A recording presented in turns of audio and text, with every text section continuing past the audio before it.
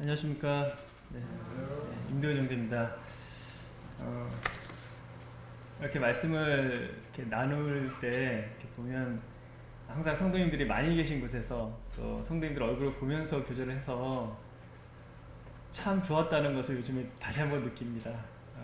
물론 우리가 비대면으로 이렇게 온라인상에서 서로 그 화면을 통해서 만날 수는 있지만 그렇지만 그래도 저희가 실제로 얼굴을 보면서 서로 교제하고 또 나누고 할 때 우리의 그 기쁨이 배가 되고 또 우리 안에서 그 알 수 없는 그 기쁨들이 이렇게 넘치는 것을 보게 됩니다. 주일날 물론 교회 왔다가 우리가 주일이나 수요일날 교회 와서 서로 얼굴을 보고 가면 사실 올 때는 힘들거든요. 근데 이렇게 들어가고 나면 참 뭔지 모르게 참 좋고 그런 마음들이 있습니다. 그래서 지금 뭐 사실 우리가 얼굴을 못 본 지가 돼서 성도님들의 마음에 다들 아쉽고 또 약간의 허전함도 있을 거라고 생각됩니다. 하루빨리 우리가 모여서 함께 교제하고 또 함께 주님께 찬양하고 예배하는 시간들이 왔으면 합니다. 그리고 그것이 계속 이어지기를 소원하는 마음이 있습니다. 오늘은 로마서 2장을 함께 나누도록 하겠습니다. 지난주에는 그 로마서 1장 18절부터 32절까지의 말씀을 통해서 하나님의 그 진노와 그리고 내버려 두심에 대해서 함께 나눴습니다. 하나님이 인간에 대해서 진노하시는 이유는 인간이 그 창조자 되신 하나님을 떠났고 또 그 하나님의 영광을 그 썩어지는 그리고 부패하는 것들과 바꿔버려서 결과적으로 인간이 부패해지고 그 다음에 범죄했기 때문에 하나님께서 인간에 대해서 진노하신다라고 말씀하셨습니다. 그리고 그 하나님의 진노가 지금 바로 일어나지 않는 이유는 뭐냐면 하나님의 심판하시는 날이 있기 때문입니다. 하나님은 그 심판의 날에 그 하나님을 떠나고 부패한 사람들이 당할 그 판결이 사형이라고 말씀을 해주셨습니다. 우리가 이제 다가올 하나님의 심판의 날에 하나님을 만나지 못한 모든 사람들은 그 사형이라는 판결을 받게 될 것입니다. 이 사형이라는 판결은 단순히 죽음만을 의미하지 않습니다. 사실 이 땅에서 가장 큰 형벌은 사형입니다. 죽는 거죠. 죽음으로써 모든 것이 끝날 수 있다라면 사실은 우리가 그렇게 두렵지 않을 수도 있습니다. 많은 사람들이 때때로는 사는 것보다 죽는 것이 더 좋겠다라고 이해하기도 하기 때문입니다. 그러나 죽음 이후에 무엇이 있느냐? 이 하나님의 말씀하시는 사형이라는 것은 단순히 우리 목숨을 잃는다는 것을 뜻하는 것이 아니라 죽음 이후에 그 영원히 그 하나님이 그 예비하신 그 불목 가운데서 고통 가운데 정말 슬피 울며 이를 가는 가운데 영원히 심판받는 것을 의미하는 것입니다. 그렇기 때문에 우리는 하나님의 그 심판과 그리고 그 사형이라는 그 판결이 두려운 것입니다. 이제 오늘 2장은 모든 사람에게 임하는 그 하나님의 심판에 대해서 이야기를 하고 있습니다. 2장 크게 두 부분으로 나눌 수 있는데 2장 1절부터 16절까지는 모든 사람에게 임하는 하나님의 심판에 대해서 이야기를 하고 있습니다. 그리고 2장 17절부터 29절까지는 참된 유대인의 자격에 대해서 이야기를 하고 있습니다. 먼저 2장 1절부터 5절까지를 읽도록 하겠습니다. 성령님들도 가능하시면 성경을 펴서 함께 봐주시면 좋겠습니다. 그러므로 남을 판단하는 사람아, 누구를 막론하고 내가 핑계하지 못할 것은 남을 판단하는 것으로 내가 너를 정죄하느니 판단하는 내가 같은 일을 행함이니라. 이런 일을 행하는 자에게 하나님의 심판이 진리대로 되는 줄 우리가 아노라. 이런 일을 행하는 자를 판단하고도 같은 일을 행하는 사람아, 내가 하나님의 심판을 피할 줄로 생각하느냐? 혹 내가 하나님의 인자하심이 너를 인도하여 회개하게 하심을 알지 못하여 그의 인자하심과 용납하심과 길이 참으심의 풍성을 멸시하느냐? 다만 내 고집과 회개하지 아니한 마음을 따라 진노의 날 곧 하나님의 의로우신 심판이 나타나는 그날에 임한 진노를 내게 쌓는도다. 1절을 보면 남을 판단하는 사람아, 누구를 막론하고 이제 당신 네가 핑계하지 못할 것은 남을 판단하는 것으로 내가 너를 정죄함이니 판단하는 네가 같은 일을 행하기 때문이라고 이야기를 하고 있습니다. 우리 방금 전에 본 것처럼 인간은 이제 하나님 앞에서 사형에 해당한다는 그런 판결을 받았습니다. 근데 이 판결 앞에서 사람이 서게 됐을 때 분명한 사실은 아무도 하나님의 그 판단 앞에서, 그 판결 앞에서 핑계할 수 없다는 것입니다. 이 핑계할 수 없다는 것은 변명할 수 없다는 것이에요. 그러니까 그 하나님 앞에 딱 섰을 때 너는 이제 사형이야. 너는 영원한 심판에 던져질 것이고 영원히 멸망받을 그 불 가운데 있을 것이라고 하나님께서 선언하셨을 때 인간은 감히 그 앞에서 조금의 변명도, 조금의 핑계도 할 수 없다라고 지금 2장 1절은 말씀하고 있는 것입니다. 우리가 지난주에 본 것처럼 만약 1장 18절부터 32절까지 그 호색하고 자기 몸을 더럽게 하고 순리대로 여자 쓰기를 버리고 뭐 음욕이하고 뭐 추악하고 불의하고 악의가 가득하고 살인하고 분정 이런 일들을 행하는 사람들을 만약에 성도님들이 직접 눈앞에서 보고 오신다면 성도님들은 뭐라고 얘기하시겠습니까? 우리가 이 신문이나 언론을 통해서 터져나오는 수많은 사건들을 봅니다.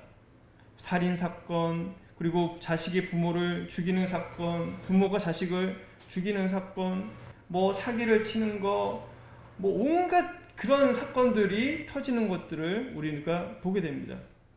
그런 소식들을 접하게 될 때 우리들의 마음에, 그리고 사람들의 마음에 어떤 말을 하냐면, 어떤 생각이 드냐면, 야, 저건 정말 말도 안 되는 일이지. 저런 사람은 정말 이 세상에서 없어져야 되지. 어떻게 인간으로서 저런 일을 할 수 있는가? 사람들은 다 각기 자신의 양심과 또 자기의 기준을 가지고 남들을 판단을 합니다. 모든 사람들은 어떤 사건에 대해서 다 판단을 하게 돼 있습니다.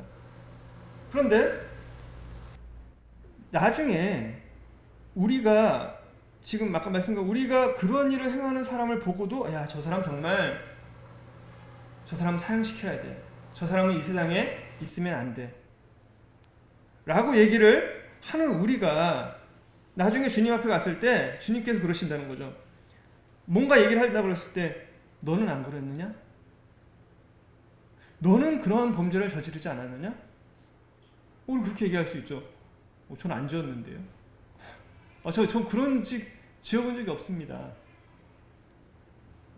하나님께서는 예레미야서 17장을 통해서 이렇게 말씀하셨습니다.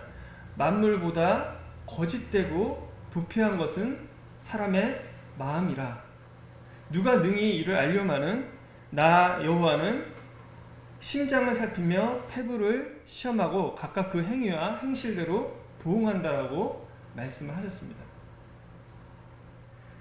하나님 앞에 서게 되는 인간의 문제는 뭐냐면 자기가 누구인지, 자기가 어떤 존재인지, 내 안에 무엇이 있는지를 모른다는 것입니다. 하나님께서는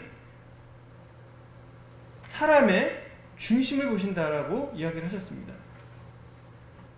우리는 아까 말씀드린 것처럼 사람한테 당신 죄인이야 라고 얘기를 하면 정말 너 죄인이야 라고 얘기를 하면 그렇지, 죄도 한두 가지 짓고 뭐 그렇지만 내가 뭐 남들보다 심각한 죄를 졌어? 정말 내가 나쁜 놈이야? 아니야, 나 그래도 양심적으로 살았고 남들보다 좀 착하게 사는 것 같아. 이렇게 변호를 합니다. 그런데 하나님께서는 무엇을 보시냐? 하나님은 중심을 보십니다. 만물보다 거짓되고, 그러니까 하나님께서 우리의 중심을 보실 때, 우리의 영혼을 보실 때, 우리 속사람을 딱 보실 때 뭐가 보이시냐면 만물보다 거짓되고 부패한 것이라고, 부패한 것이 보인다는 것입니다. 만물보다 거짓되고 부패한 것. 우리가 주님 앞에 갔을 때 지금은 우리의 겉모습이 우리의 속목을 감춰줍니다. 근데 우리가 하나님 앞에 심판대 갔을 때 뭐가 보일까요? 우리 영혼이 하나님 앞에 다 드러나 보이지 않겠습니까? 우리가 어려서부터 한 모든 생각들이 다 나타나지 않겠습니까? 제가 지난주에도 말씀드린 것처럼 죄 중에 가장 무서운 죄가 뭐냐? 이 땅에서 가장 무서운 죄는 뭐냐면 들킨 죄입니다. 들키지 않은 죄는 괜찮아요. 사람들이요, 자기의 죄가 들키지 않았을 때는 당당합니다. 그러나 자기의 죄가 드러나서 만천하에 알려지는 순간 그 사람은 너무나 부끄러워서 얼굴을 들고 날 수 없습니다. 정말 그 사람이 양심이 있는 사람이라면 심지어 자살을 하기도 합니다. 왜? 도저히 얼굴을 들고 못 다니기 때문에. 양심이 무뎌진 사람들은 그래도 괜찮은 거죠. 그래서 TV에 보면 범죄한 사람들이 나올 때는 다 얼굴을 가리고 고개를 숙입니다. 왜? 부끄러운 걸 알기 때문에.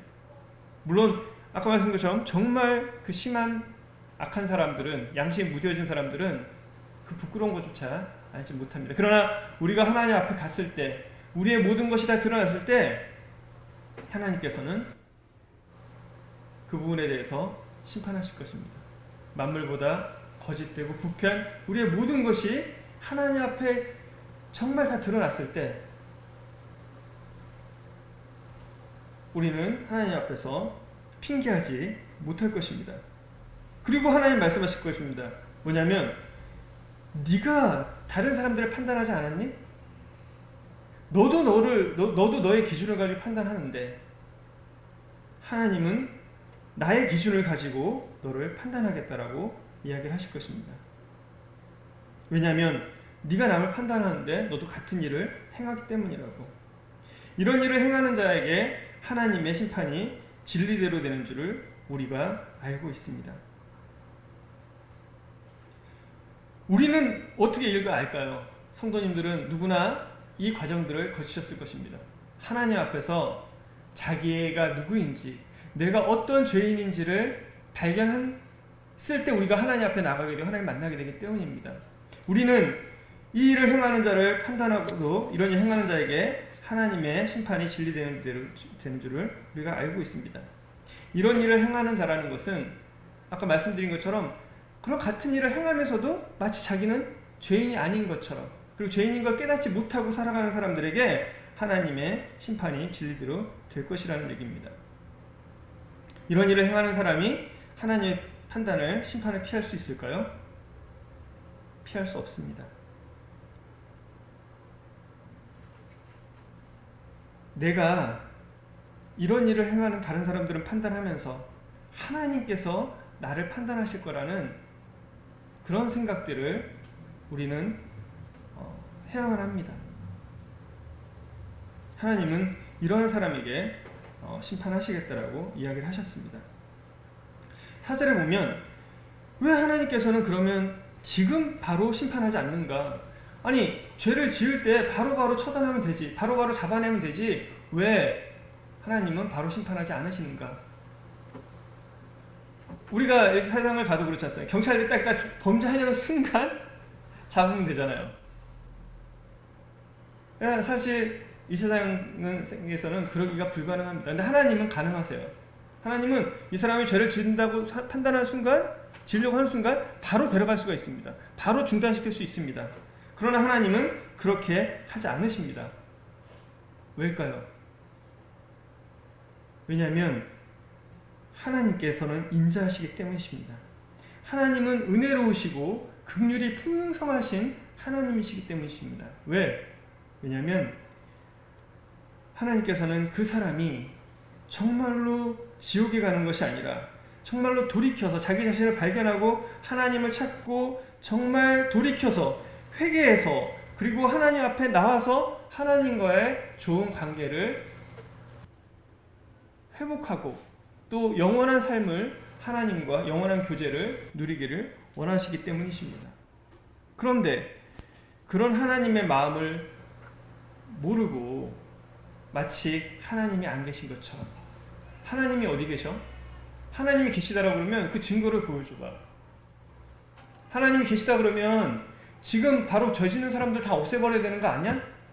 범죄가 없는 깨끗한 세상을 만들어야 되는 게 아니야?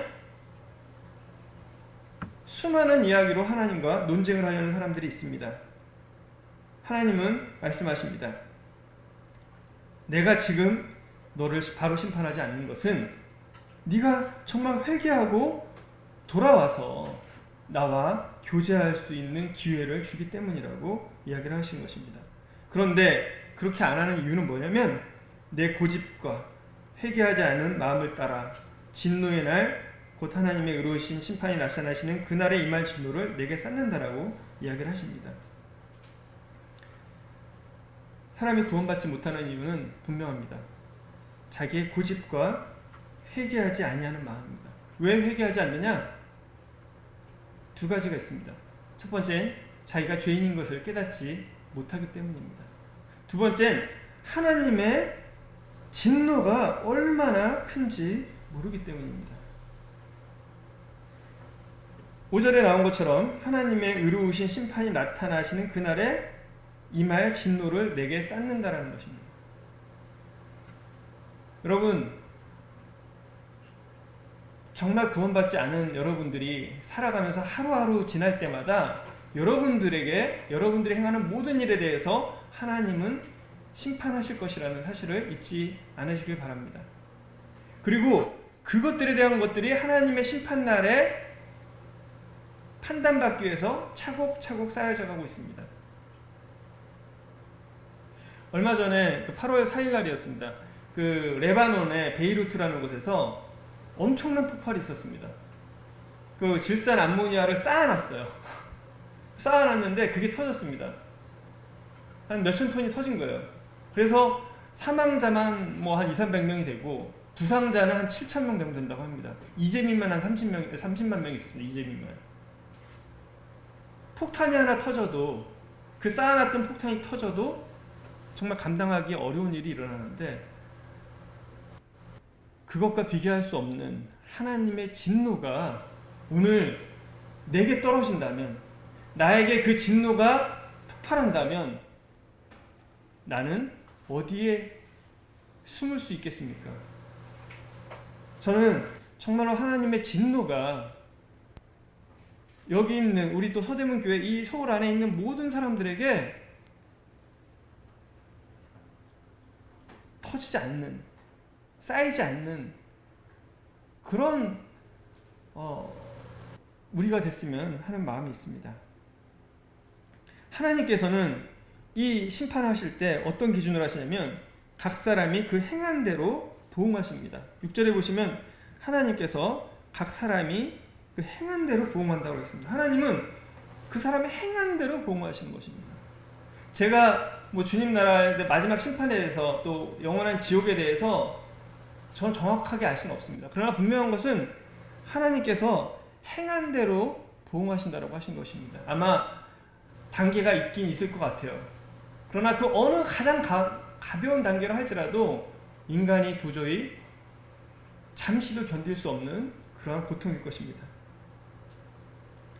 7절에 참고, 이제 7절 8절을 보시면 하나님께서 보응하시는데 참고 선을 행하여 영광과 존귀와 썩지 아니함을 구하는 자에게는 영생으로 하시고 오직 당을 지어 진리를 따르지 아니하고 불의를 따르는 자에게는 진노와 불의로 하시겠다라고 이야기를 하십니다.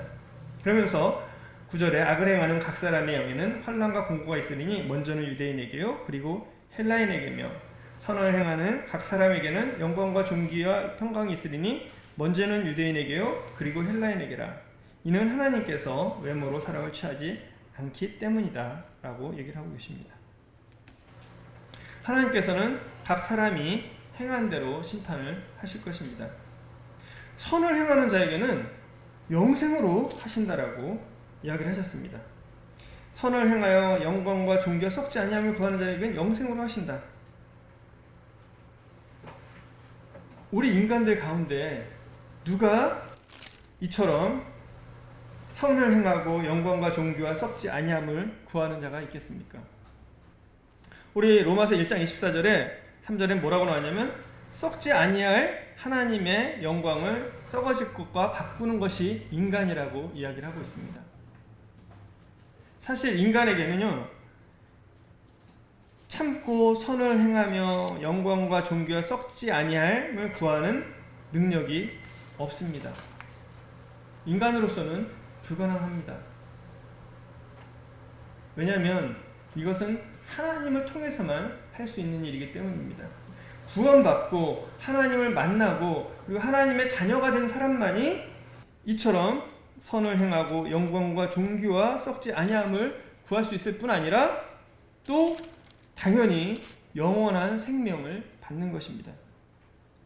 오늘 이 자리에 있는 우리 서대문 교회에 있는 정말 모든 분들이 단 한 분도 빠짐없이 하나님의 진노 앞에 있는 것이 아니라 이처럼 정말 영광과 존귀가 썩지 아니하는 하나님의 영광에 영생에 들어갈 수 있기를 간절히 바라는 마음이 있습니다. 이 8절에 당을 지어 진리를 따르지 아니하고 불리를 따르는 자에게는 진노와 분노로 하신다라고 얘기를 하고 있습니다. 당을 지어 진리를 따르지 않는다. 이 내용은 사실은 이기적인 자기의 욕심을 따른다. 그러니까 자기의 욕심대로 행한다는 얘기입니다. 또 다른 의미로는 그 논쟁하면서 진리를 따르니까 하나님의 진리가 있음에도 불구하고 오늘 이렇게 복음이 하나님 말씀이 증거됨에도 불구하고 끊임없이 논쟁하려고 나는 그렇게 생각하지 않습니다. 나는 그렇게 생각하지 않아요. 나는 이렇게 살고 싶습니다. 아니면 처음에 얘기한 것처럼 나는 내 욕심대로 살고 싶어요. 그래서 진리를 따르지 아니하는 겁니다. 그래서 불의를 따르는 이런 자에게는 하나님께서 진노와 분노로 심판하시겠다라고 이야기를 하시고 있는 것입니다. 이제 9절 10절에 이 부분들을 좀 더 자세히 얘기를 하고 있습니다. 이 9절 10절에는요. 유대인도 유대인은 특별하지만 그러나 심판에 있어서는 예외가 없다는 것을 다시 한번 이야기를 해주고 있습니다. 악을 행하는 각 사람에게는 환난과 공고가 있으리니 먼저는 유대인에게요 그리고 헬라인에게며 선을 행하는 각 사람에게도 영광과 존귀가 있을 건데 먼저는 유대인에게요 그 다음에 헬라인에게다. 유대인에게는 하나님이 주신 특권이 있습니다. 그 특별함이 있는 것입니다. 그러나 동시에 그 하나님 앞에서 특별한 선택을 받은 유대인이라고 할지라도 하나님의 심판의 대상에는 동일하게 들어가는 것을 알 수 있습니다. 왜냐하면 11절에 나온 것처럼 하나님께서는 외모로 사람을 취하지 않기 때문입니다. 왜? 율법을 가지고 있고 또 하나님께 특별하게 선택을 받은 민족인 유대인들도 하나님의 심판에 예외가 없는 것일까? 그것은 외모로 하나님이 사람을 취하지 않기 때문입니다. 우리나라에 대통령이 있습니다. 대통령의 자녀도 있죠. 대통령의 자녀라는 것은 정말 특별한 은혜이고 또 특별한 이 권리 특별한 것입니다. 선택받지 않으면 태어나지 않으면 누가 대통령의 아들이 될 수 있겠습니까? 장관의 아들도 마찬가지입니다. 또는 재벌의 아들도 마찬가지입니다. 정말 특별하게 태어난 사람들이 있고 또는 또 특별하게 선택받아지는 사람들이 있습니다. 그 사람들은 정말 특별한 사람들이죠. 그런데 그 사람들의 특별함이 있다라고 해서 그들이 범죄했을 때 그들이 그 범죄에 대해서 심판받지 않는 것은 아닙니다. 대통령의 아들이라도 그가 잘못하면 똑같이 법의 심판을 받아야 됩니다. 그렇지 않으면 그건 불법이죠. 유대인은 하나님 앞에서 특별하게 선택을 받았습니다. 정말 영광스러운 것입니다. 하지만 그들도 범죄하게 될 때는 똑같이 유대인이든 이방인이든 그 하나님의 심판대 앞에 동일하게 서야 된다는 것입니다. 하나님께서는 외모로 사람을 취하지 않습니다. 그 사람이 얼만큼 종교 생활을 열심히 하고 얼만큼 헌금을 많이 하고 얼마나 열심히 교회에 참석하고 또 그 사람이 어떤 능력과 배경을 가졌는지 그 사람이 어떤 재능을 가졌는지 그 사람이 어떤 지적 능력을 가졌는지 아니면 그 사람이 어떤 이 높은 자리에 있는지 이런 것들은 하나님 앞에서 고려의 대상이 되지 않습니다. 하나님께서는 외모로 사람을 취하지 않으십니다. 하나님은 하나님의 기준에 의해서 사람들을 사람들을 심판하신다는 것입니다. 이제 12절과 15절에 보면 유대인과 이방인에 대한 하나님의 심판 기준을 좀 더 상세하게 설명을 하고 있습니다. 무릇 율법 없이 범죄한 자는 또한 율법 없이 망하고 무릇 율법이 있고 범죄한 자는 율법으로 말미암아 심판을 받으리라. 하나님 앞에서는 율법을 듣는 자가 의인이 아니요 율법을 행하는 자라야 의롭다 하심을 얻으리니 율법 없는 이방인이 본성으로 율법의 일을 행할 때에는 이 사람이 율법이 없어도 자기가 자기에게 율법이 되나니 이런 이들은 그 양심이 증거가 되어 그 생각들이 서로 혹은 고발하며 혹은 변명하여 그 마음에 새긴 율법의 행위를 나타내느니라. 곧 나의 복음에 이른 바와 같이 하나님이 예수 그리스도로 말미암아 사람들의 은밀한 것을 심판하시는 그 날이라. 하나님의 심판하는 기준이 있습니다. 뭐냐면 12절에 본 것처럼 율법 없이 범죄한 자는 율법 없이 망하고 율법이 있고 범죄한 자는 율법으로 말미암아 심판을 받으리니 율법이 없이 범죄한 자나 율법이 있이 범죄한 자나 범죄한 자는 다 망한다는 것입니다. 율법을 소유했느냐 안 했느냐 이게 중요하지 않아요. 범죄한 자는 망한다. 하나님의 심판의 기준은 뭐냐면 그 사람의 행위입니다. 그 사람이 범죄를 했느냐 안 했느냐. 인간도 마찬가지죠. 우리 사회도 마찬가지입니다. 그 사람이 그 범죄에서 심판을 받게 될 때 그 사람이 예를 들면 30년을 살아서 30년 동안 착하게 살았습니다. 근데 30년 동안 착하게 살다가 음주운전해서 사람을 한번 쳐서 죽게 했습니다. 이 사람은 범죄자입니다. 어떤 사람이 50년 동안 정말 사회에 봉사하고 헌신하며 살았습니다. 근데 순간적으로 홧김에 못 이겨서 사람을 찔러 죽였습니다. 그 사람은 범죄자입니다. 유명한 연예인이 자기가 가진 재능으로 사람들을 너무너무 즐겁게 했습니다. 그런데 어느 날 이 사람이 마약을 했어요. 그 사람은 범죄자입니다. 범죄한 자는 이처럼 하나님 앞에서 범죄한 사람은 하나님이 심판하신다라는 것입니다. 하나님의 기준은 그 사람이 범죄입니다. 오늘날 종교 생활을 하시는 분들이 많이 있습니다. 사실 이 말씀을 들을 때 유대인들도 굉장히 충격을 받았을 것입니다. 본인들이 더 잘 알겠죠. 율법을 내가 얼마나 잘 지킬 수 있는지 없는지. 수많은 기독교인들과 수많은 종교인들이 있습니다. 다른 종교에도 많은 율법들이 있습니다. 다들 그 율법들을 가지는 이유는 그 율법들을 잘 지키고 또 선하게 살려고 노력하는 것입니다. 그런데 하나님께서 말씀하시는 건 뭐냐면 그 중에 일부를 지켜서 의로운 것이 아니라 다 지켜야 의로운 자다. 다 행해야 의로운 자라는 것입니다. 그렇기 때문에 하나님 앞에서는 그 누구도 자기를 의롭다가 할 수 없는 것입니다.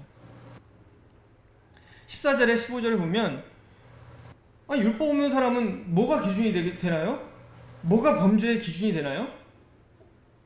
율법 있는 사람은 율법이 기준이 되니까 거짓말하지 말라고 했으니까 거짓말하면 범죄지 않습니까? 살인하지 말라고 했으니까 살인하면 범죄지 않습니까? 음행하지 말라고 했으니까 음행하면 범죄지 않습니까? 근데 율법이 없는 사람은요? 그 사람들은 말씀하십니다. 14절에 양심이 증거가 된다.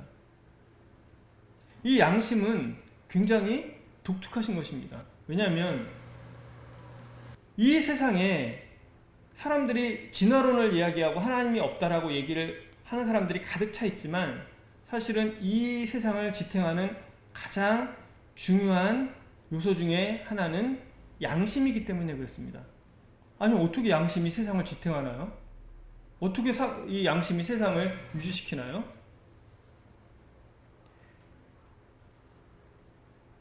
인간이 살고 있는 어느 나라를 가더라도 법이 있습니다. 법. 이 법은 나라와 또 지역에 따라서 매우 다른 부분들이 있습니다. 그러나 어느 나라의 어느 곳을 가더라도 동일한 법들이 있습니다. 살인하지 마라. 그리고 도둑질하지 마라. 뭐 그런 기본적인 법들이 있어요. 사실 이런 것들 자연법이라고 합니다. 이것들은 만약에 우리가 진화가 됐다라고 한다면 사실은 살인하지 말라라는 것도 말이 안 되는 거죠.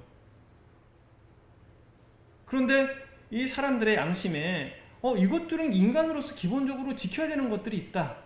그래서 그것들을 모아놓은 것들이 법이 되는 것입니다. 그리고 그런 법들이 이 사회를 안정되게 그리고 서로 보호받고 지낼 수 있도록 그 체계가 유지될 수 있도록 하는 틀이 되는 것입니다. 오늘날은 사람들이 마음이 많이 무뎌져서 옛날에는 뭐 동성애 다 범죄라고 했던 것이 범죄라고 아니라고 하지만 그럼에도 불구하고 우리의 인간의 기본적인 양심을 따라서 법들이 세워지는 것입니다. 양심은 하나님께서 사람의 마음에 새겨놓으신 살아있는 율법이기 때문에 그렇습니다. 16절에 나의 복음에 이른 바와 같이 하나님이 예수 그리스도로 말미암아 사람들의 은밀한 것을 심판하시는 그날이라. 율법을 가진 유대인들은 하나님께서 은밀한 것을 심판하시는 그날에 율법에 의해서 고발을 받아서 심판을 받게 되고, 율법이 없는 이 유대인이 아닌 민족들은 그 은밀한 것을 드러내시는 그 심판의 날에 양심에 의해 고발돼서 심판을 받을 것이기 때문입니다. 이제 17절부터 29절은 유대인들에게 정말로 충격적인 그 선언이고 또 충격적인 이 내용입니다. 왜냐하면 이 유대인들은 자신들을 정말 하나님께 선택을 받은 특별한 사람이라고 생각을 하고 있었기 때문입니다. 자기들은 하나님께 축복을 받았다라고 생각을 하고 있었기 때문입니다. 그런데 왜 이들이 충격을 받게 됐는지를 우리 한번 같이 보도록 하겠습니다. 17절에 유대인이라고 불리는 내가 17절부터입니다. 율법을 의지하며 하나님을 자랑하며 율법의 교훈을 받아 하나님의 뜻을 알고 지극히 선한 것을 분간하며 맹인의 길을 인도하는 자요 어둠에 있는 자의 빛이요 율법에 있는 지식과 진리의 모분을 가진 자로서 어리석은 자의 교사요 어린아이의 선생이라고 스스로 믿으니. 유대인들은 자신들을 어떻게 생각하고 있었냐면 이 17절에 나온 것처럼 자신들은 유대인이다. 하나님의 선택을 받은 특별한 사람들이라고 생각을 하고 있었습니다. 그리고 그들은 율법을 의지하고 있었습니다. 율법을 의지한다는 것은 뭐냐면 율법을 통해서 하나님께 나아가고 율법을 통해서 자기의 의를 증명하고 그리고 율법을 통해서 자기가 누구인지를 나타내기 때문입니다. 그리고 그들은 하나님을 자랑했습니다. 그리고 하나님을 알 뿐만 아니라 하나님을 예배했던 사람들입니다. 18절에 보면 이들은 율법의 교훈을 받아서 하나님의 뜻을 알고 지극히 선한 것을 분별할 줄 아는 사람들이라고 생각을 했습니다. 율법의 교훈을 받는다는 것은 말로 가르치고 말로 배운다는 그런 의미거든요. 유대인들은 6살 때부터 성경을 읽고 암송을 시작합니다. 이 13살이 되면 회당에 들어가서 교육을 받습니다. 당연히 이들은 하나님의 뜻을 이런 교육을 통해서 알고 그리고 그 하나님의 뜻을 안다는 것을 대단한 특권으로 여겼습니다. 그리고 이들은 그런 것들을 통해서 정말로 하나님 앞에서 무엇이 옳고 무엇이 그른지를 판단할 수 있는 능력도 갖게 됐습니다. 문제는 그것을 행할 능력이 없다라는 거죠. 왜냐하면 오히려 그들이 그것을 안 것이 그들에게는 더 큰 올무가 되기 때문입니다. 100개를 알면 100개를 다 지켜야 되는 거잖아요. 하나님의 뜻을 많이 알면 알수록 그 뜻을 다 지켜나가야 되는 것입니다. 그런데 그들에게는 그런 능력이 없습니다. 그 뒤에 보면 그 내용이 나오고 있습니다.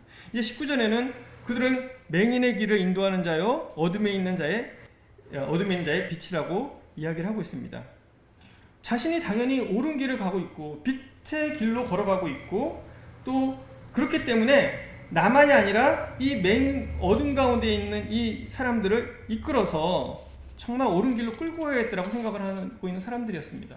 오늘날로 치면 수많은 종교 지도자들 그리고 많은 기독교인들이 이 부류에 속할 것입니다. 정말 종교생활 열심히 하고 이 내용만 보시면 얼마나 이들이 하나님 앞에서 놀라운 특권을 가진 자이고 훌륭한 사람들이니까. 그런데 20절에 뭐라고 나오냐면 율법에 있는 지식과 진리의 모본을 가진 자로서 어리석은 자의 교사요 어린아이의 선생이라고 스스로 믿으니. 문제는 그것이 유대인들 스스로의 생각일 뿐이라는 것입니다. 하나님은 그렇게 생각하지 않는다는 거예요. 하나님은 그렇게 생각하지 않으신다는 것입니다. 여기에 오늘날 많은 사람들의 문제가 있습니다.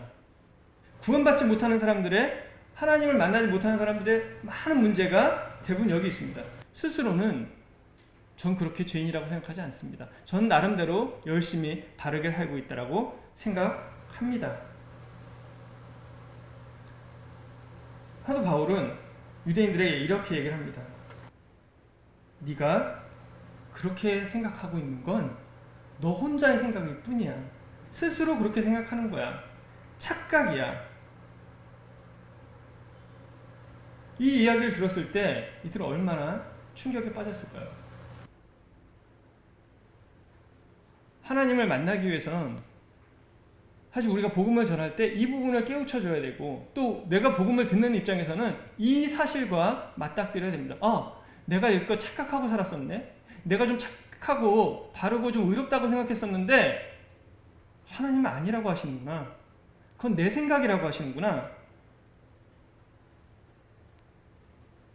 하나님 앞에서, 하나님 말씀 앞에서 자신의 그 중심의 그 본 모습을 발견해야 합니다. 정말 내가 죄인입니다, 주님. 이것을 발견하지 않으면 우리는 하나님을 만날 수 없습니다.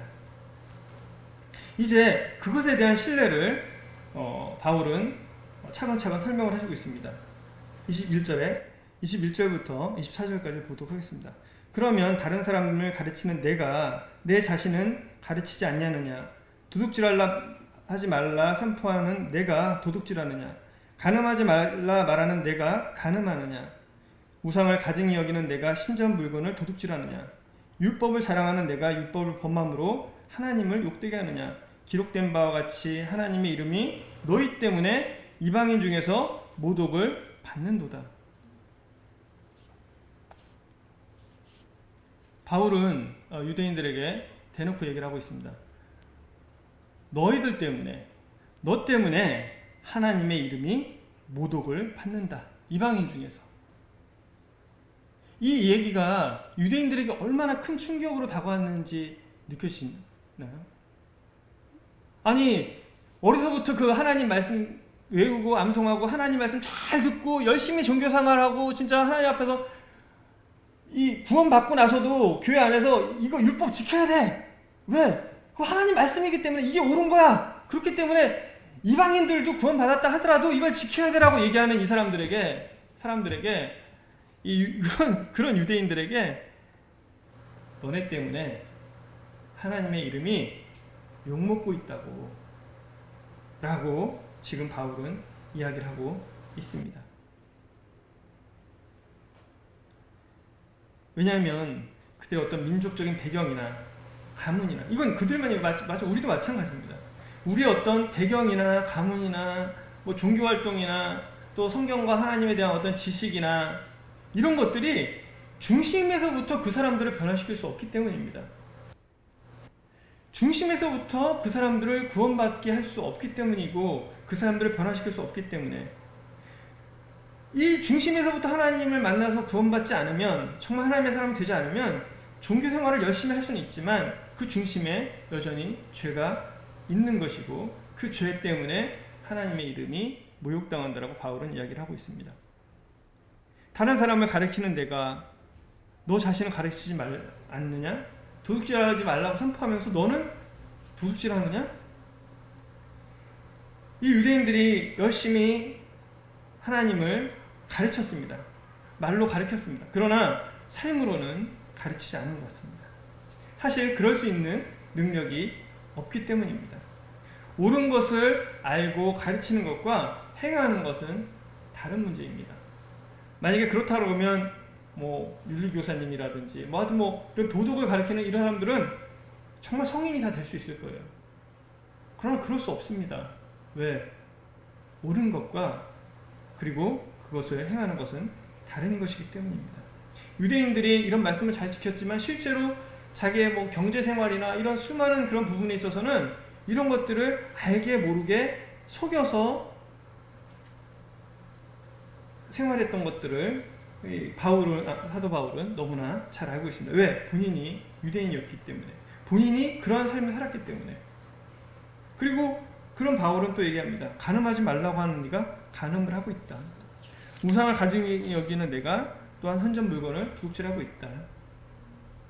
그러면서 23, 24절에 착각에서 깨나라. 율법을 자랑하는 내가 율법을 범함으로 하나님을 욕되게 하고 있다. 성경에도 그렇게 기록되어 있지 않냐. 이사야서에 너희 때문에 이방인 중에서 모독을 받는다고. 너희가 율법을 자랑하고 유대인이라고 얘기하지만 사실은 율법을 범함으로 하나님을 욕되게 하고 있다고 얘기를 하고 있습니다. 유대인들에게 이것보다 큰 모독이 어디 있겠습니까? 사실은 이방인들이 이 바울이 앞에서 논중에서 죄인이구나라는 걸 듣는 것보다 아마 이 이야기를 딱 들었을 때 유대인이라면 누구나 이방인들이 들었던 그 내용보다 몇 배, 몇십 배 큰 충격이 있었을 것입니다.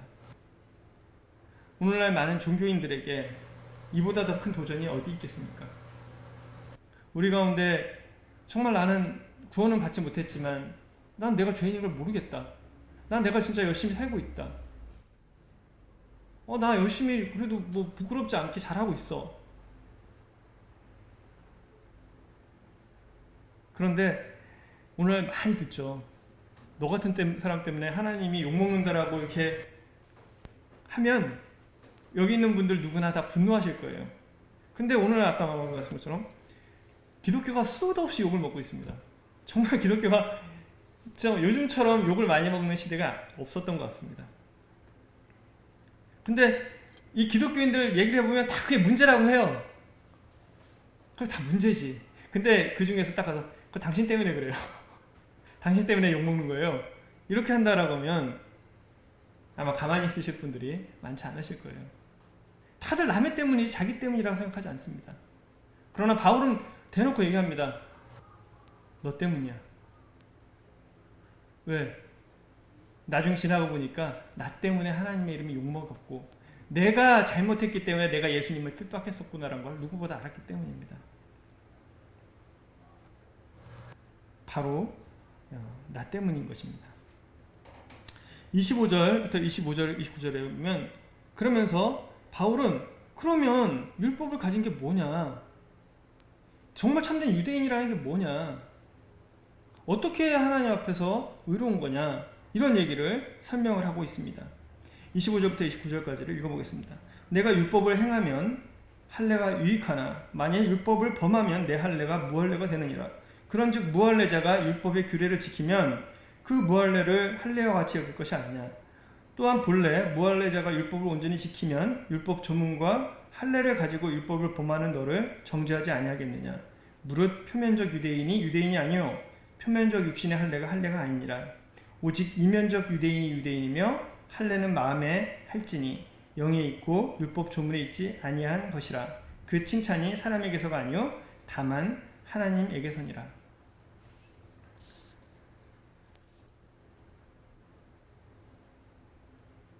율법은 정말 유용한 것입니다.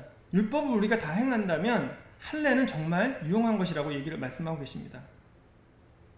우리가 정말 율법을 다 지켜 행할 수 있다면 할례가 가치가 있고 또 그것으로 우리는 하나님께 나갈 수 있을 뿐만 아니라 구원받을 수도 있을 것입니다.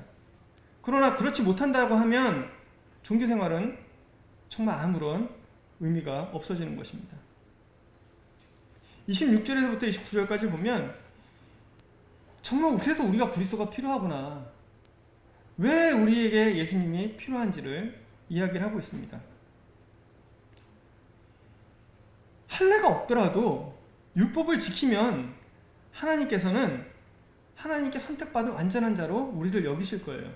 이방인이라도 율법을 모르는 사람이라고 할지라도 배경이 없다 할지라도 율법을 우리가 다 지키면 하나님께서는 나를 유대인이 아니라도 할례를 안 받았다 할지라도 완전한 자로 여기실 것입니다.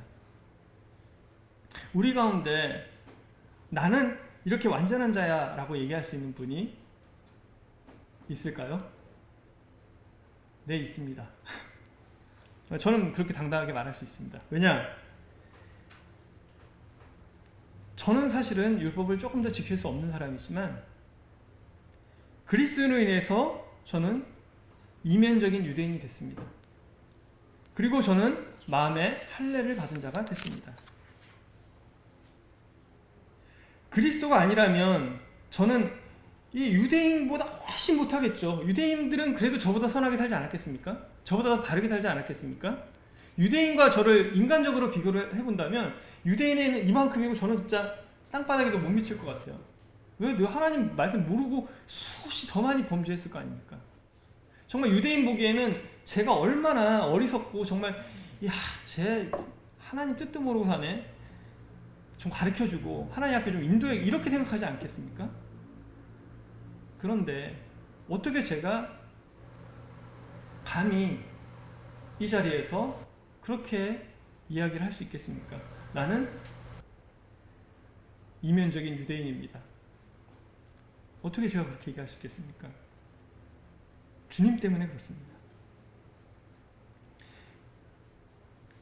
이면적 유대인이 유대인이 아니고 할례는 마음에 할지니. 아니, 생각해보세요. 이방인들이 이런 조건에 맞는 사람이 있겠습니까? 사실은 이것은 이 유대인들이 아주 이 얘기를 하는 게 아니라 이방인들도 사실 이 기준에 도저히 갈 수 없죠. 그러나 분명한 사실은 제가 그런 하나님의 은혜를 힘입어서 저는 이 이면적 유대인이 됐습니다. 저뿐만이 아니라 우리 서대문 교회에 있는 모든 분들이 동일하게 이면적인 유대인이 되고 마음의 할례를 받을 수 있기를 원합니다. 왜냐하면 말씀하십니다. 그 칭찬이 사람에게서가 아니요 다만 하나님에게서라. 하나님은 그 사람이 얼마나 종교생활을 열심히 했는지 보지 않으세요. 왜 보지 않으실까요? 왜냐하면 처음에도 말씀드린 것처럼 예레미야 예언서에 나오는 만물보다 거짓되고 부패한 것이 사람의 마음이기 때문에 그렇습니다. 오늘 이 자리에 같이 있지는 않지만 주변에 계신 분들 한번 따라해보세요. 따라해보시면 좋겠어요. 만물보다 거짓되고 부패한 것은 내 마음이다. 내가 여지껏 그걸 모르고 살았다. 하나님께서는 심장을 살피고 폐부를 시험해서 그 행위와 행실대로 도움한다라고 말씀하셨습니다. 반대로 하나님께서 우리를 칭찬하시는 것은 내가 스스로 생각하고 내가 스스로 이렇게 한 것이 아니라 하나님의 기준에 맞을 때 우리를 칭찬하시는 것입니다. 하나님은 우리의 배경, 종교 이런 거 다 안 보세요. 계속 제가 말씀드리는데 하나님은 우리를 뭘 보시냐? 우리의 상한 심령을 보십니다. 하나님을 찾는 마음을 보십니다. 하나님 앞에 나오는 그런 마음을 보십니다. 지난주에 우리가 1장 18절부터 본 것처럼 사람이 어리석고 부패해서 하나님 앞에서 떠났습니다. 그러면 정말 지혜로운 사람이 돼서 하나님 앞에 나가야 되지 않겠습니까? 우리는 하나님 앞에 하나님을 찾는 지혜로운 자들이 되어야 되지 않겠습니까? 이제 오늘 본 말씀처럼 이제 우리가 사람들한테 인정받고 스스로 인정받는, 정말 이 정도면 됐지, 이게 아니라 이제는 우리가 하나님 앞에 칭찬받는 사람이 되어야 되지 않겠습니까? 우리가 하나님 앞에서 정말 마음의 할례를 받은 그런 사람들이 되어야 되지 않겠습니까? 저와 여러분이 이 로마서를 같이 보는 동안, 또 우리가 이 한 주간을 사는 동안 정말 내가 누구인지를 알고 또 하나님을 찾고 또 하나님을 만나는, 그리고 하나님 앞에 정말 주님 제가 죄인입니다. 제가 여지껏 저 자신을 모르고 살았습니다. 하나님, 제가 이제 하나님께 돌이키기 원합니다. 제가 어떻게 하면 하나님을 만날까요? 이런 기도를 하나님께 함께 드리고 또 만날 수 있기를 소원합니다. 또 우리 성도님들도 정말 내가 마음의 할례를 받은 자로서 정말 하나님께서 내가 정말 유대인보다 훨씬 정말 더 패역하고 악했던 저를 하나님의 자녀로 삼아 주셨는데 정말 제가 하나님의 이름에 합당하게 살 수 있도록 제게 은혜를 베풀어 주십시오 라는 마음과 기도를 함께 했으면 좋겠습니다. 기도하고 마치겠습니다.